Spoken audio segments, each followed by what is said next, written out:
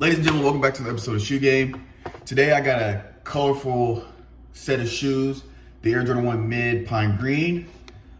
They came with alternate laces, so I'll show you both of them. So like I said, I always add the alternate laces as long as they look good. If it came with like a yellow alternate lace, I would put it on there. But I like this shoe, I like this leather, I like the rippled leather. You can tell. I don't know if you can see that, but it's like a rippled textured leather. And I like it, one, because, you know, when it comes to creasing, they don't really show up because it's already rippled and it has like a give to it.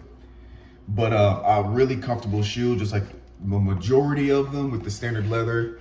That's like with the tongue. These came out December 18th, 2018.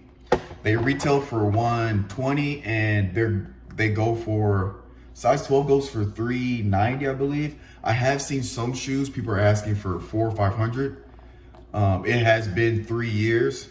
So usually when it's been that long, once you get to 3+ years, they kind of get pretty expensive just because they've been sold and flipped multiple times by then. So yeah, that's what these are.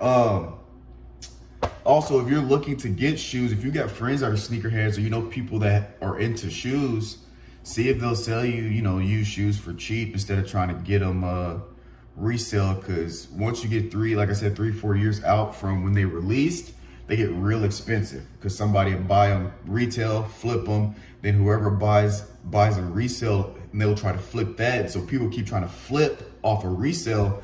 That's why the resale value will go up. So I mean, makes sense why these are kind of going for pretty expensive, and they're just mids, because the highs, they get ridiculous.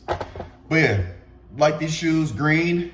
Don't have that many green shoes, so I'm trying to catch them all, just like Pokemon. I'm trying to get them all. I want all the mids, I want all the highs.